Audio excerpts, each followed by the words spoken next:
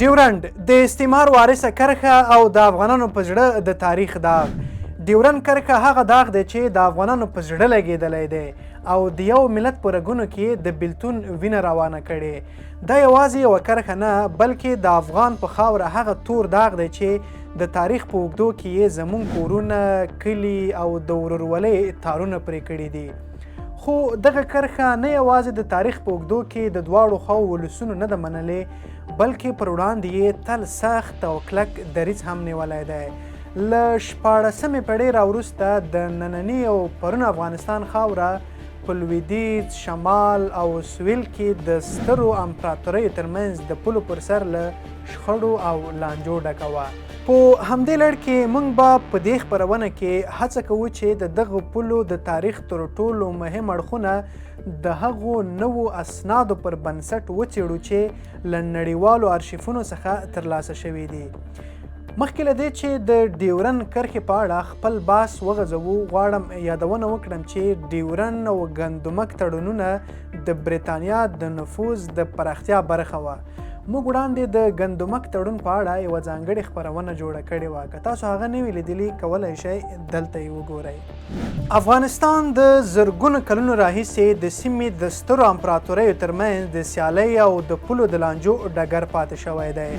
له مقدوني سکندر څخه نیولې تر ترکي، مغولي او حتی د روسیې امپراتورۍ پورې دا خاوره د امپراتوریو څلورلارې په نوم یادېده. شمال ته مرکزي اسیا ځواکونه، ختیځ ته د هند، لویدیځ ته د فارس او افغانستان د دوی د نفوذ او جګړې اصلي میدان ګرځېدلی و. په تاریخ کې زیاتره شخړې د امپراتوریو ترمنځ د سیمو پر سر رامنځته شوي دي. ځینې واکمنانو خپله خاوره له لاسه ورکړې، ځینو بیا پردۍ خاوره د خپلې واکمنۍ برخه ګرځولې او ځینو د پولو د ناسم ویش له امله کلونه جنجالونه او اختلافات تجربه کړي دي. یو له دغو اوږدمهالو شخړو څخه د ډیورنډ کرښه ده چې پاکستان یې د رسمي سرحد په توګه ګڼي، خو افغانان یې بیا یوه جبري او کرغېړنه فرضي کرښه بولي. The red line is that the existing line, which Afghans call as the Durand line and Pakistan calls as international border. د ډیورنډ د کرښې فیصله د افغانستان د ولس په واک کې ده. هر څه ولس حکومت ته واک نه وي ورکړی. هیڅ حکومت د افغانستان د دې صلاحیت نه لري چې ډیورنډ بند کړي. نه مانو هیڅ ډیورنډ مرنډ حیثیت نه لري پښتون ته. د پښتون په منځ کې بېلتون نشته دی. دا هغه کرښه ده چې د سلیمان غرونو په لمنو کې تیره شوې او د وخت د انګلیسانو لخوا چې پر هند واکمنان و د پښتنو خاوره او ټاټوبه یې د هندوستان له نیمې وچې جلا کړ. دغه کرښه وروسته د انګلي استازي مورټیمور ډیورنډ په نوم ونومول شوه او د ډیورنډ کرښه وبلل شوه او افغان ځمکه یې په دریو نفوذي ساحو وویشله او افغانستان یې کمزوری کړ. خو دا کرښه تر اوسه هیڅ غاړو ته د منلو وړ نه ده او تل یې پرې باطله کرښه راکش کړې. په نړیواله کچه نورې سیمې هم شته چې د استعمار پاتې شونې دي او د هیوادونو ترمنځ یې جنجالونه او لانجې رامنځته کړي دي، لکه د هند او پاکستان ترمنځ د کشمیر لانجه، د افغانستان او پاکستان ترمنځ د ډیورنډ کرښه، د آذربایجان او ارمنستان ترمنځ د نوګورنو قرهباغ لانجه، د روسیې او جورجیا ترمنځ د ابخازیه لانجه او د هند او چین ترمنځ د سرحدي کرښو لانجې. که موږ دا ټول څېړو نو څرګندېږي چې دا ټولې پولې د استعمار له لورې پاتې شوي دي او د یادو هیوادونو ترمنځ یې اوږدمهاله اړیکې د خرابوالي اصلي لاملونه ګڼل کیږي.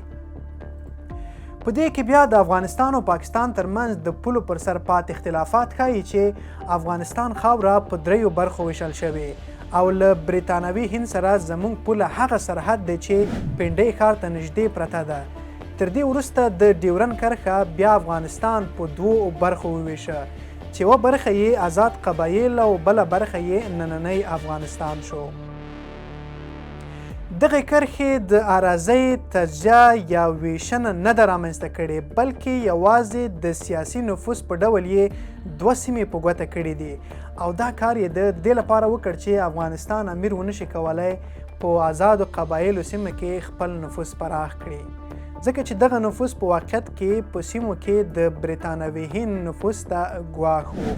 د افغانستان د امیر د نفوذ پراختیا په واقعیت کې د هند د نیمې وچې ته یو ګواښ بلل کېده او د افغانستان ځواک یې ډېراوه. که موږ له میلاد څخه 1500 کاله مخکې د آریانانو خوځښتونو او له میلاد څخه 1000 کاله وروسته د ترکي قبایلو تحرکاتو ته ځیر شو چې ترې وروسته د افغانستان په اړه د مغولو خوځښتونه پیل کیږي او د هند د مغولي دولت بنسټ ایښودونکی بابر آن کابل د هند دروازه ګڼي او له همدې لارې هند ته د ورننوت کېدو او هلته خپله امپراتوري جوړوي.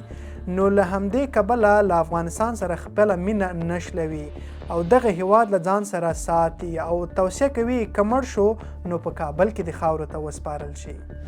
هر امپراتور چې په هند ولکه ټینګوي او خپله واکمني پیلوي په دې کلک فکر کوي چې د شمال لویدیځ یعنې د افغانستان لخوا کوم بل امپراتور پرې یرغل ونه کړي. نو د همدې لپاره هڅه کوي چې پوله د هند له نیمې وچې لرې راوړي او په دې توګه غواړي خپله هندي امپراتوري له بهرنیو یرغلونو خوندي وساتي.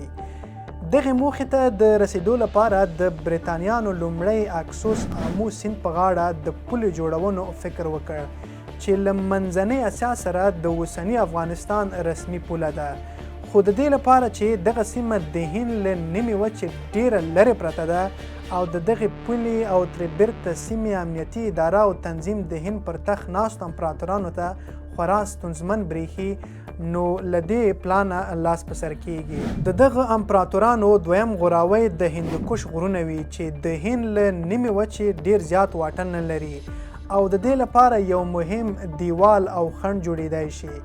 دغه کرښه اوسنی افغانستان په دوو برخو ویشي ځکه چې هندوکش د افغانستان د کابل، غزني او کندهار د ښارونو په مبدا کې پروت دی او داسې غرونه او سیمې لري چې په ډېرې اسانۍ سره د یو مهم سنګر په توګه ترې ګټه پورته کیدای شي. او دریم انتخاب همغه د سلیمان غرونو په لمنو کې اداري سرحد دی چې د ډیلي ته تر ټولو نږدې پروت دی. که هندوکش سرحدي کرښه شوې وای نو د آزادو قبایلو اداره چې د خپل ژوند خاص ډول او سیستم یې درلود او په داسې غرونو کې اوسېدل چې هر یو یې یوه پوله کیدای شوی چې تیریدل ترې خورا سخت، ډیر زیات تلفات او لګښتونه یې درلودل. نو انګریزانو پخوانیو هڅو ته په کتو سخته وبرېښېده. دوی چې په هند یې خپله امپراتوري جوړه کړې وه وغوښتل چې دا ځل له هندوکش لرې کرښه رامنځته کړي ځکه دوی اول ځل په 1819 او دوهم ځل په 1888 کال کې هڅه وکړه چې د هندوکش په غرونو کې د برطانوي هند د خوندیتوب لپاره پوله رامنځته کړي، خو دواړه ځلې بریالي نه شول او په دریم ځل دوی هڅه وکړه چې د ډیورن کرښه دوی د سیاسي نفوذ د جلاوالي لپاره رامنځته کړي او افغانستان یې په دغه ویج سره په یو جلا برخه کې وساته چې افغانستان خپلواک پاتې شي او د روسیې امپراتوري او د هغو آزادو قبایلو ترمنځ یو دیوال وي چې د افغانستان له بدنه وجوده د یوې آزادې سیمې په توګه جلا شوې وه او په حقیقت کې دا سیمه یعنې د آزادو قبایلو بیا د افغانستان او د برطانوي هند ترمنځ دیوال وي او په حقیقت کې دواړه افغانستان او آزاد قبایل د برطانوي هند او روسیې د امپراتورۍ ترمنځ دوی ته دوه مهم دیوالونه وي او برطانیا د هند په اداري سرحد کې چې د سلیمان د غرونو په لمنه کې پروت دی د روسیې له نیغ برید سره وړاندې دوه مهم سنګرونه په لاس کې ولري. د برطانویانو موخه دا وه که په هند برید کیږي نو لومړی به دغو دوو سیمو کې ښه ستړي کیږي او له پښو به وغورځول شي. په همدې بنسټ موږ ګورو چې دوی هم د هندوستان لپاره یو خوندي سرحد ترلاسه کړ او له بله پلوه دوی د پښتنو له اداره کولو چې له خپل دودیز سیستم پرته یې بله هیڅ ډول اداره نه منله ځان خلاص کړ. په 1893 کال کې کله چې انګلیسي چارواکو د ډیورن کرښې د رسمي کولو هڅې پیل کړې د دې کرښې د رسمي پیژندلو لپاره یې د افغانستان امیر عبدالرحمن خان سره مذاکرات وکړل. د دې مذاکراتو پر مهال انګلیسي ډیپلوماټ مورټیمور ډیورن امیر عبدالرحمن خان ته یو ځانګړې نقشه وړاندې کړه. دا هغه نقشه وه چې د شاه شجاع او د سیکانو پاچا رنجیت سنګ ترمنځ په 1840 کال تړون پر اساس جوړه شوې وه. اصلي کیسه داسې وه چې د افغانستان پاچا شاه شجاع په 1809 کال کې د خپل ورور لخوا له واکه وشړل شو. هغه غوښتل بیرته واک ته ورسیږي، خو د دې لارې لپاره یې قوي ملاتړ ته اړتیا درلوده. شاه شجاع د دې کار لپاره د سیکانو پاچا رنجیت سنګ څخه مرسته وغوښته. هغه رنجیت سنګ چې شاه شجاع یې زنداني کړ او کوهینور الماس یې په زور ترې اخیستی و. شاه شجاع رنجیت سنګ ته ویلي وه که واک ته یې ورسوي نو پیښور، کوهاټ، منګوره، اباسین، دره اسماعیل خان او د خیبر پښتونخوا او بلوچستان ځینې سیمې به د ډالۍ په توګه ورکوي. په دې توګه انګلیسانو غوښتل چې امیر عبدالرحمن خان د دې سیمې په اړه موافقه وکړي او د ډیورن کرښې د رسمي پیژندنه د برطانوي هند د ستراتیژیکو موخو لپاره ومني. امیر عبدالرحمن خان د انګلیسي چارواکو لخوا د پخوانۍ نقشې وړاندې کولو پر مهال له سختو شکونو او احتیاط سره مخ شو. هغه پوهېده چې یا د سیمې یوازې د دوو پخوانیو څیرو د تړون له مخې انګلیسانو ته سپارل شوې وې او ولسي یا د دولت رسمي اجماع ورسره نه وه. په دې حالت کې امیر عبدالرحمن خان د سرحد د رسمي پیژندنې په تړاو په خبرو اترو کې ځینې محدودې موافقې وکړې، خو د بشپړ قبولیت پر ځای افغانستان ملي ګټو او د ولسي احساساتو ساتنه لومړیتوب وګرځاوه. هغه پوهېده که یوازې د انګلیسانو د غوښتنو پر بنسټ کرښه ومني نو د پښتنو او بلوچ سیمې به د هیواد د حاکمیت له مخې خطر سره مخ شي. له همدې له امله امیر عبدالرحمن خان د ډیورن کرښې په اړه یوې داسې موافقې لاره غوره کړه چې د برطانوي هند سره متنازع سیمو د تنظیم لپاره یو عملي چوکاټ برابر کړي، خو په ورته وخت کې یې هڅه وکړه چې د افغانستان د ملي حاکمیت او د خلکو د حقونه خوندي پاتې شي. د ډیورن د تړون د نه منلو پر مهال امیر عبدالرحمن خان هڅه وکړه چې د افغانستان ګټې تر ډیره وساتل شي او د برطانوي فشارونو تر شا د خپلو ملي موخو لپاره ځای پرېنږدي. هغه د تړون د لاسلیک پر مهال یو لړ شرایط وړاندې کړل. د دغو شرایطو له مخې برطانوي هند باید د افغانستان خپلواکي په رسمیت وپیژني، د امیر د واکمنۍ پر وړاندې هیڅ پوځي اقدام ونه کړي او د افغانستان ته کلنۍ مالی ملاتړ ورکړي. انګلیسانو دا ژمنه هم پوره کړه چې د امیر په ژوند کې به د تړون حدود نه بدلوي او د تړون معنا به یوازې د نفوذ د سیمې تر کچې محدودوي، نه د دایمي پولې په توګه. امیر عبدالرحمن خان دا شرطونه ځکه ومنل چې هغه پوهېده د افغانستان اوږده جګړه او داخلي شخړو وروسته اقتصادي او پوځي پلوه کمزوری شوی و او د یو بل مستقیم جنگ توان نه درلود. له همدې له امله یې ډیورن کرښه د موقتي او سیاسي تدبیر په توګه ومنله، څو د وخت او شرایطو د ښه کېدو په تمه یو ځل بیا د خپلې خاورې او ولس د یووالي لپاره زمینه برابره کړي. په حقیقت کې امیر عبدالرحمن خان د ډیورن د تړون د منلو پر مهال نه د تل لپاره د خاورې ویش منلی و، نه یې دا کرښه د ملي پولې په توګه منلې وه، بلکې دا یې د وخت د سیاسي واقعیتونو او د برطانوي فشارونو تر اغیز لاندې یو جبري او مصلحت محوره ګام باله. ځینې تاریخ پوهان وایي چې امیر عبدالرحمن خان د ډیورن کرښې په اړه هیڅ ډول رسمي معامله نه ده کړې. دوی دې خبرې ته اشاره کوي چې داسې کوم سند شتون نه لري چې د ډیورن کرښې په اړه د امیر عبدالرحمن خان او د انګلیس استازي مورټیمور ډیورن رسمي موافقې یا لاسلیک ثبوت وړاندې کړي. له بلې خوا ځینې تاریخ پوهان په دې باور دي چې د تړون متن په انګلیسي ژبه لیکل شوی و او امیر عبدالرحمن خان پرې نه پوهېده او تړون یې یوازې د فشار زور له مخې د موقت وخت لپاره لاسلیک کړ. په همدې اساس دوه پوښتنې راپورته کیږي: که دا تړون موجود وي نو ولې پنجاب د دې سیمې د ملکیت دعوه کوي، په داسې حال کې چې تړون د امیر عبدالرحمن خان او انګلیس ترمنځ شوی و؟ خو موږ ترې د مطلب دا خبر رااخلو چې 2000 میلادي کلونو پورې عامه ذهنیت دا و چې ډیورن فرضي کرښه د نړیوال کنونسیون سره سم یو منل شوې کرښه وه او پاکستان د برطانوي هند د میراثخور په توګه د نوموړې کرښې په ختیځو برخې د تصرف حق لري. خو کله چې په 2000 میلادي کلونو کې د برېټانیا د ارشیفونو اسناد رابرسېره شول او نوې علمي او جغرافي څېړنې وشوې نو ورسره نوي رازونه هم رابرسېره شول. برطانوي هند د خپلو شمال لویدیځو پولو د ساتلو لپاره د ډیورن کرښې 15 فرضیې په پام کې نیولې وې. صفري فرضیه: که افغانستان خپل ځواک بیا پیاوړی کړي او له لاسه تللې سیمې بیرته ترلاسه کړي نو سرحد به د سیند په اوږدو کې ټاکل کیږي.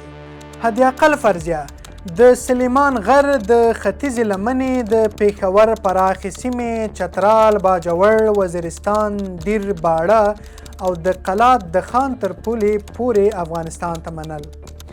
منځلارې فرضیه: د سلیمان غره څوکې د اسمار، ګرمسیر او ډکي په ګډون د انګریزانو او د برطانوي هند حکومت مارتیمور ډیورن په مشري د سلیمان غره د څوکو په اوږدو کې فرضي کرښه وایستله او هغه یې د برطانوي هند او افغانستان ترمنځ د نفوذ د ساحې په کرښې په توګه وړاندې کړه. حد اکثر فرضیه: د هندوکش غرونه د دې فرضیې پر بنسټ د انګریزانو ته دې ته هم متوجه ول چې افغان دولت د ډیرو کمزورتیا په صورت کې د افغانستان او برطانوي هند ترمنځ پوله د هندوکش د غرونو په اوږدو کې د فراه تر انار درې پورې وغځوي. دا د برطانوي هند مخ پر وړاندې د پالیسۍ برخه وه چې غوښتل یې کابل، غزني او کندهار د روس په وړاندې د مورچل لومړۍ کرښه وګرځوي. ستراتیژیکه فرضیه: د آمو سیند په امتداد او د ترکستان د تیربند غرونو شمال د برطانوي هند د نفوذ ساحې په توګه د نفوذ د ساحې تړون په 1893، 1905، 1919 او 1921 کال کې شوی چې یوازې د 1919 او 1921 کلونو تړون د افغانستان او برطانوي هند د دولتونو ترمنځ شوی دی. له دې وړاندې هوکړلیکونه د برطانوي هند دولت او یوازې د افرادو ترمنځ شوي دي او په 1921 کال تړون د 3 کلونو لپاره لاسلیک شو چې نوموړی تړون د ډیورن د معاهدې په ګډون ټول پخواني هوکړې او تړونونه یې لغوه کړل.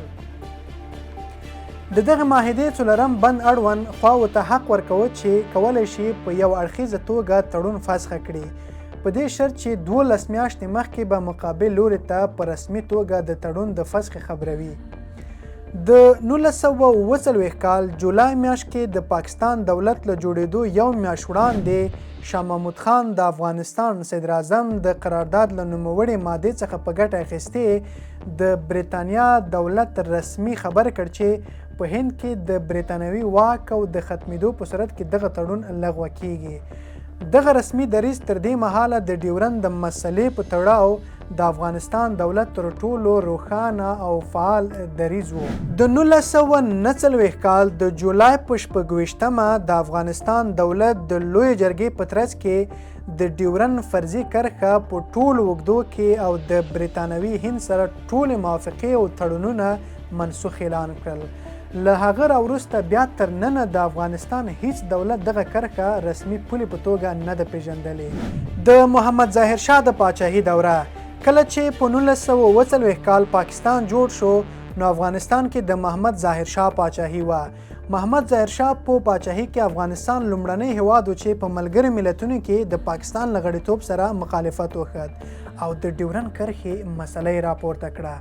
د محمد ظاهر شاه په واکمنۍ کې پاکستان له افغانستانه د ډیورن کرښې د رسمي کېدو غوښتنه نه ده کړې، خو محمد ظاهر شاه حکومت په ملګرو ملتونو کې د پاکستان له غړیتوب سره په دې مخالفت وښود چې یاد نړیوال سازمان کې پاکستان په غړیتوب سره به افغانستان او د برېټانوي هند ترمنځ پخواني تړونونه چې د ډیورن کرښه هم پکې شامله وه ماتیږي. د محمد ظاهر شاه په واکمنۍ کې د پښتونستان مسله هم راپورته شوه او د ډیورن کرښې هغې غاړې خلکو ته ټاکنو حق باندې ټینګار کېده. د سردار محمد داود خان واکمني: سردار محمد داود خان د ډیورن کرښه چې په هغه وخت کې د پښتونستان مسلې په نوم یادېده ډیره جدي وه. داود خان له پاکستان سره توندې اړیکې درلودې او د پښتونستان مسلې پر سر نږدې و چې افغانستان او پاکستان ترمنځ جګړه پیل شي. سردار محمد داود خان د پښتونستان د مسلې ته ډیر ارزښت ورکاوه. په کابل کې د پښتونستان واټ پرانیست او په ټول توان یې هڅه کوله چې د ډیورن کرښې هغې غاړې خاوره د افغانستان برخه جوړه کړي. د نور محمد ترکی واکمني: په 1988 کال د سپتمبر میاشتې په 9مه نیټه پاکستان ولسمشر ضیاءالحق افغانستان ته په رسمي سفر راغی. نوموړي له نور محمد تاریک وغوښتل چې ډیورنډ په رسمیت وپېژني. نور محمد تاریک د ضیاءالحق غوښتنه رد کړه او ورته وویل چې ډیورنډ کرښه یو استعماري یو په زور منل شوې کرښه ده چې هیڅکله افغان ولس یې منلو ته تیار نه دی. نور محمد تاریک ضیاءالحق ته وویل چې د پاکستان او هندوستان د ویش پر مهال پښتنو او بلوڅو ته د انتخاب حق ورنه کړل شو. په همدې اساس افغانستان ډیورنډ کرښه په رسمیت نه پیژني. د حفیظ الله امین واکمني. حفیظ الله امین د پښتونستان مسله او په افغانستان کې د قومي جوړښتونه او ارزښت وړ مسله وه. نوموړي په وخت کې پاکستان د ډیورنډ کرښې په رسمیت پیژندو غوښتنه نه ده کړې، خو په خپله حفیظ الله امین له دې سره سخت مخالفت کوه چې ډیورنډ په رسمیت وپیژني. د بابرک کارمل واکمني. د خلق دیموکراتیک ګوند د پرچم اړخ دغه ولسمشر ډیورنډ کرښه رسمیت پیژندنو سره سخت مخالفت درلود. بابرک کارمل ډیورنډ کرښه د انګلیس استعمار په پایله کې پر افغان وجود د ویش خنجر باله. د هغه وخت پرچم په نوم ورځپاڼې د بابرک کارمل له خولې لیکلي و چې د افغانستان حکومت د ډیورنډ کرښې هغې غاړې پښتانه او بلوڅو څخه ملاتړ کوي ترڅو خپل برخلیک په خپله وټاکي او هیڅکله د افغانستان حکومت د ډیورنډ تپل شوې کرښه به په رسمیت ونه پیژني. د ډاکټر نجیب الله واکمني. ډاکټر نجیب الله د افغانستان هغه ولسمشرانو له ډلې څخه و چې ډیورنډ کرښې د رسمیت پیژندلو سره یې کلک مخالفت درلود. د ده سخت دریځ له امله پاکستان حکومت تل ناراضه و. د جلال آباد جګړه هم د همدې شخړې یوه برخه ګڼل کیږي چې په ترڅ کې نجیب الله پاکستان پر وړاندې خپل ملي دریځ وساته. یو شمېر افغانانو باور دا دی چې ډاکټر نجیب الله پاکستان د دې لپاره ووژه چې د ډیورنډ کرښې رسمیت پیژندو غوښتنې سره یې سخت مخالفت درلود. د مجاهدینو واکمني.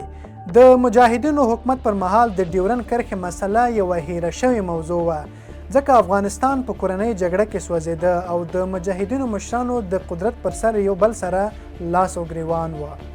د ملا محمد عمر واکمني. د طالبانو د لومړۍ دورې واکمنۍ پر مهال پاکستان 3 ځلې له دوی څخه غوښتنه وکړه چې ډیورنډ کرښه په رسمیت وپیژني. لومړی ځل ملا عبدالرازق چې د طالبانو د کورنیو چارو وزیر و پاکستان ورڅخه وغوښتل چې ډیورنډ کرښه په رسمیت وپیژني. دویم ځل بیا پاکستان د کورنیو چارو وزیر معین الدین حیدر کابل ته په رسمي سفر راغی او له طالبانو یې وغوښتل چې ډیورنډ په رسمیت وپیژني. دریم ځل هغه مهال چې پرویز مشرف د پاکستان واک په لاس کې درلود، له طالبانو مشرانو یې غوښتنه وکړه چې ډیورنډ کرښه په رسمیت وپیژني. د طالبانو مشر ملا محمد عمر د ډیورنډ کرښې د رسمیت پیژندلو په هکله سخت او مخالف دریځ درلود. د حامد کرزي دوره. د حامد کرزي د ولسمشرۍ په دوره کې څو ځله پاکستان لخوا د ډیورنډ مسله راپورته شوې وه. کرزي د سختو فشارونو لاندې نه یوازې ډیورنډ کرښه په رسمیت ونه پیژنده، بلکې د هغې غاړې پښتنو او بلوڅو سره یې ښې اړیکې هم وساتلې. که نن موږ ډیورنډ درسره ومنو، سبا پل مټک په سالنګ کې راڅه غواړي، او که پل مټک په سالنګ کې ورسره ومنو، بل سبا امو راڅه غواړي. دا حالا به موږ نه یو. دا خبره کوي. د اشرف غني واکمني. د اشرف غني د واکمنۍ پر مهال پاکستان افغانستان باندې زیات فشارونه راوستل چې پکې اقتصادي زیانونه، راکټي بریدونه او په ډیورنډ کرښه باندې د اغزن تارونه غځول شامل وو. خو غني هم د مخکینیو مشرانو په څیر ډیورنډ کرښه په رسمیت ونه پیژنده. که افغانستان باندې مین یې، ما سره ژمنه وکړئ چې د ډیورنډ کرښه نه ده منلې. ما سره ژمنه وکړئ چې افغانستان له 4 لارې نه بیا په یو لارې نه بدلوئ. د طالبانو د دوهمې دورې واکمني. د طالبانو د دوهمې دورې واکمنۍ په جریان کې هم وخت نا وخت د ډیورنډ مسله راپورته کیږي، خو د دې په وړاندې د طالبانو دریځ همغسې ثابت پاتې دی.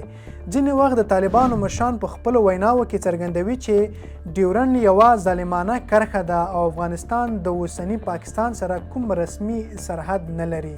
د افغانستان د ټولو مشرانو د ډیورنډ په اړه سخت دریځ او د پاکستان لخوا د بیا غوښتو دوام دا څرګندوي چې ډیورنډ کرښه په تړاو هیڅ رسمي سند شتون نه لري چې دا کرښه یوه قانوني یا رسمي پوله وښایي. دا کرښه د همدې له امله هم مردوده ده چې د کرښې دواړو خواو ولسونو دا کرغېړنه او نه منل شوې کرښه بللې. انګریز سیاستوال فریزل ټایلر وایي د ایتنالوژۍ، ستراتیژۍ او د جغرافي اړخه د آزادو قبایلو سیمې په پاکستان پورې هیڅ اړه نه لري، ځکه چې ان د برېټانوي واکمنۍ پر مهال هغوی هم دغې سیمې د آزادو قبایلو په نوم وار یادې کړي دي. په دغه کتاب کې لیدل کېږي چې وروسته له دې د ډیورنډ کرښه وکړل شوه چې د برېټانوي شخصیتونو په روښانه ډول وویل چې دا کرښه کومه نړیواله پوله نه ده، بلکې یوه فاصله بیلونکې کرښه ده چې د نفوذ لاندې سیمې یې تعیین کړي دي. د وصال تلویزیون درنو لیدونکو ډیره زیاته مننه چې زموږ د تاریخ د پاڼو دغه خپرونه مو هم را سره ولیدله. په ډسکرپشن کې ټول هغه ماخذونه موجود دي چې د همدې په اساس د ډیورنډ کرښې په اړه خپرونه جوړه شوې. تر بیا مو زه احسان کمال په خدای سپارم.